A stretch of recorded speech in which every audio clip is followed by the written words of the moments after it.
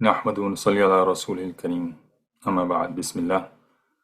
Today inshallah we'll start from verse 50 of Surah Saffat. أعوذ بالله من الشيطان الرجيم. فأقبل بعضهم على بعض يتساءلون. And they will approach one another, inquiring of each other. قال قائل منهم إني كان لي قرين.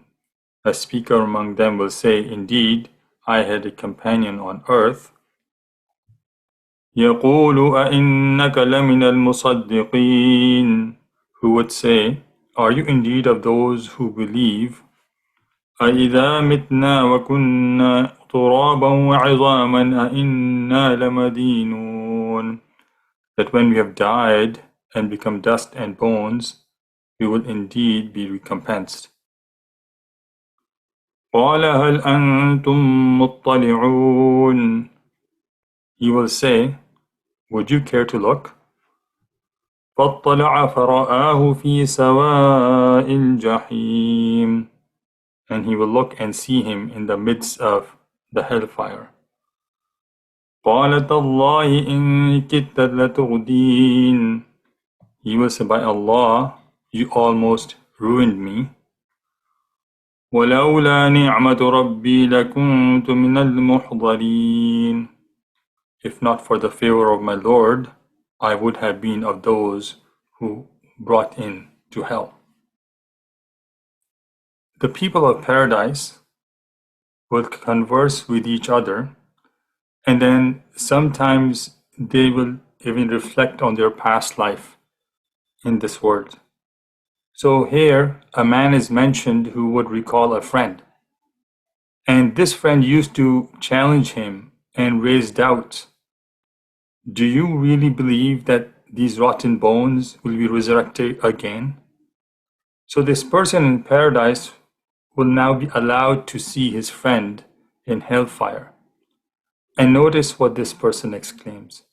If it wasn't for the favor of my Lord, you would have destroyed me, you would have ruined me.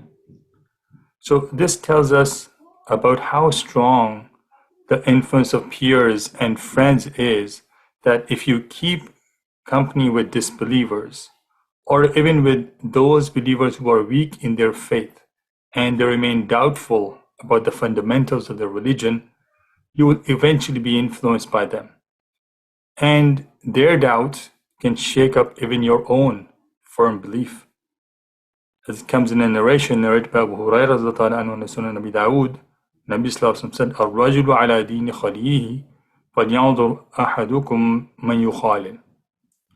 A man follows the religion of his friend, so each one should consider whom he makes his friend.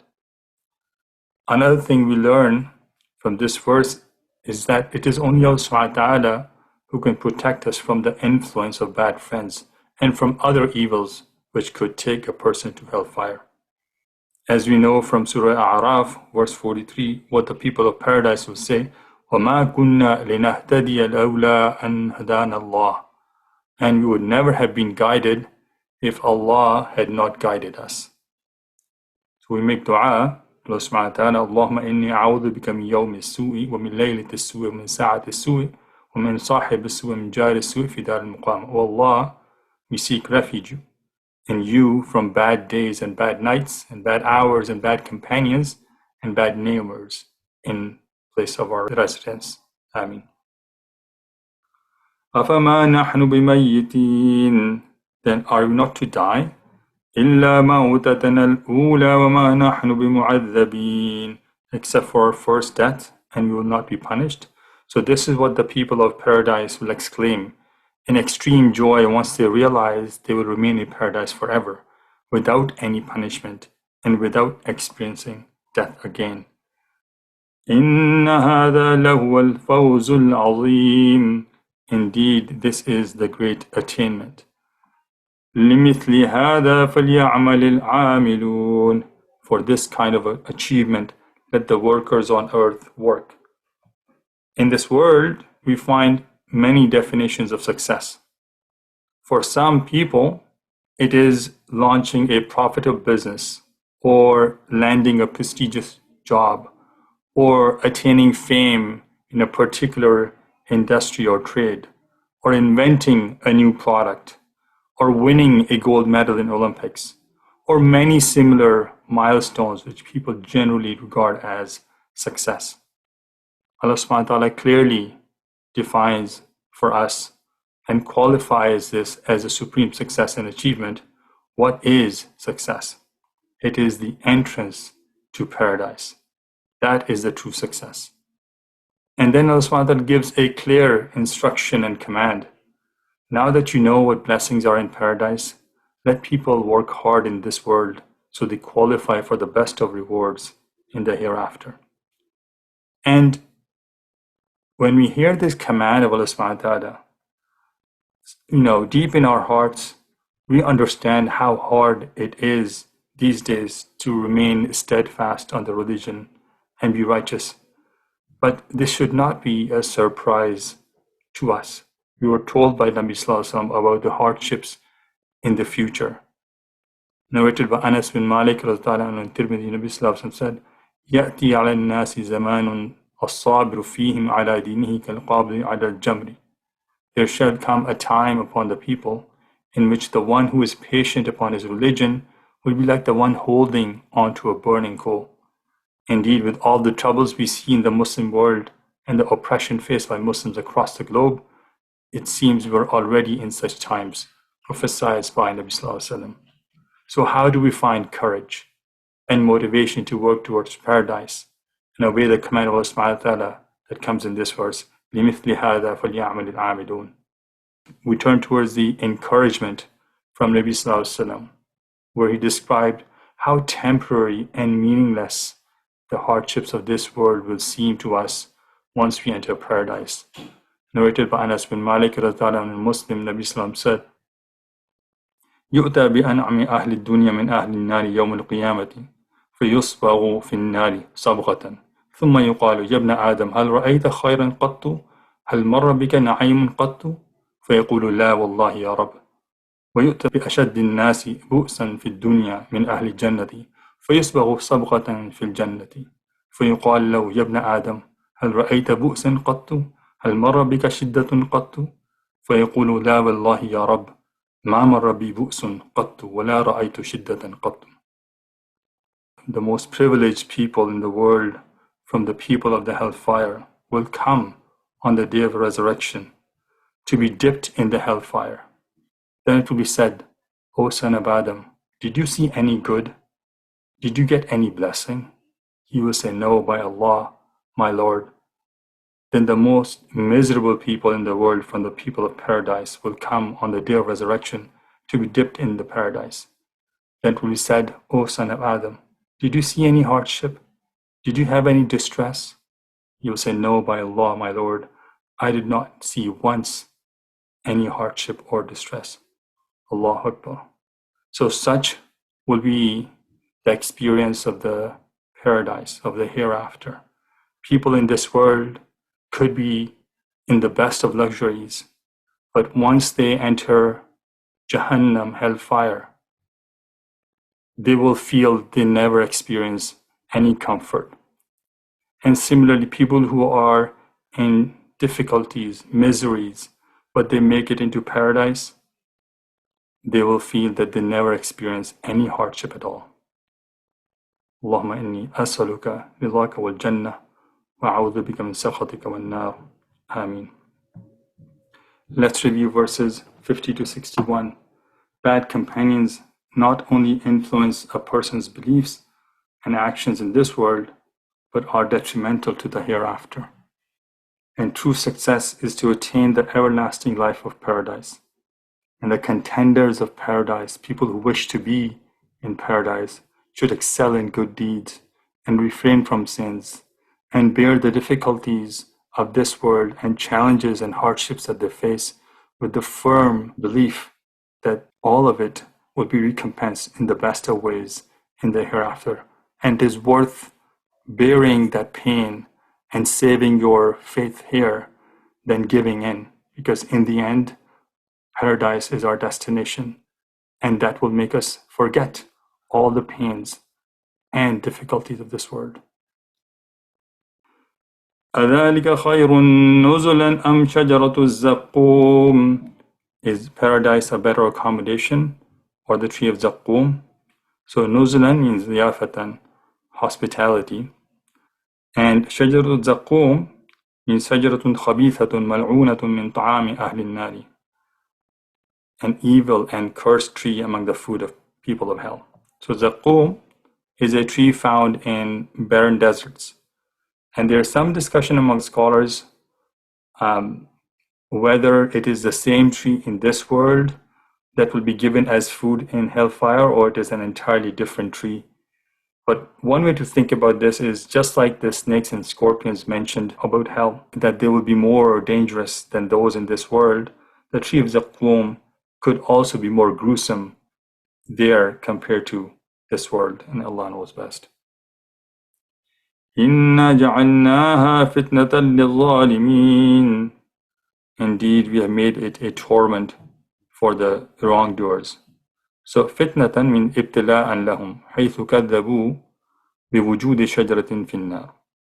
So the word fitna here has been translated as punishment, but it can also be taken in the meaning of a test and a trial. And in this latter meaning, the test of people was whether they believed in Zaqqum being a tree in hell or not. Indeed, the disbelievers at the time of Nabi Sallallahu Alaihi Wasallam raised their doubts and they ridiculed this verse. How is it possible to have a tree in hell? Wouldn't the fire of hell burn any such tree? So this was their logical response as they understood the events of the hell based on their understanding of this world. So they failed the test. And Allah subhanahu wa ta'ala gives then more details about this tree in the next few verses, along with other punishments of hellfire.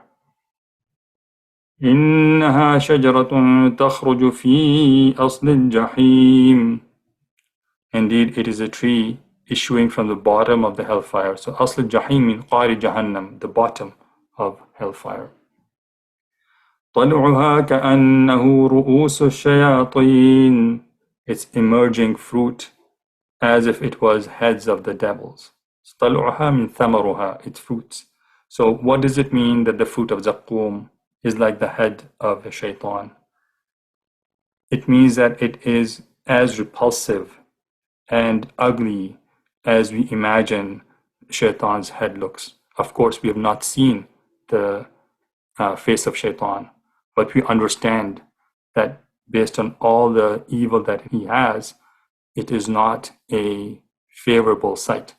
It is actually a rather ugly sight. So such is what the fruit of Zaqqum will be. It is going to be ugly and repulsive. فَإِنَّهُمْ لَآكِلُونَ مِنْهَا فَمَالِئُونَ مِنْهَا الْبُطُونَ.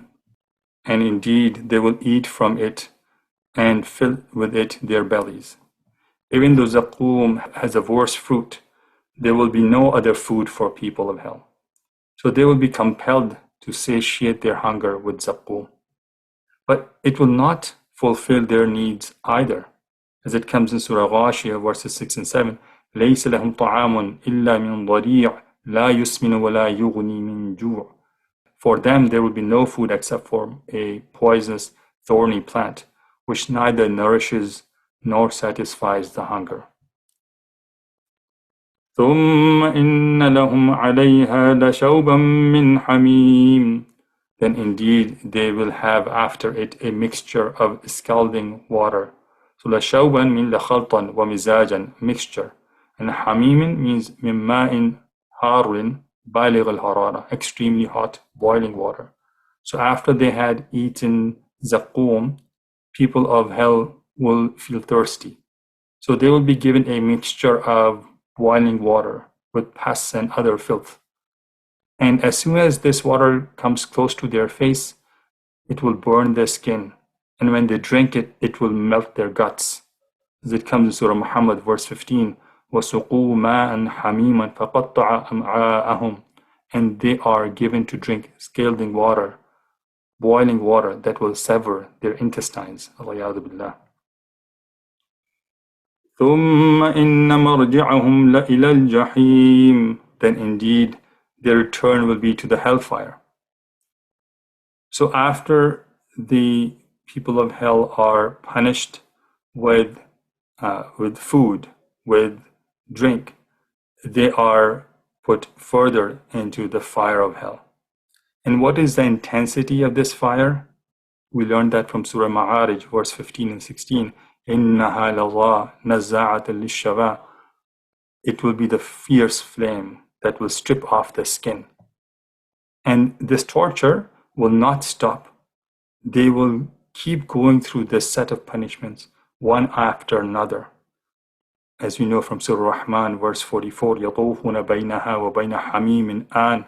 They will go around between hellfire and the boiling water. Allahu Akbar. This is just a preview of how horrible of a place hell is. And it should shake us up to assess our own situation and make us think, what should we do differently in our everyday life to save ourselves from the torments of hellfire? Next, Allah subhanahu wa ta'ala gives some insight into why these people were sent to hellfire in the first place. إِنَّهُمْ أَلْفَوْا آبَاءَهُمْ ضَالِّينَ. Indeed, they found their fathers astray.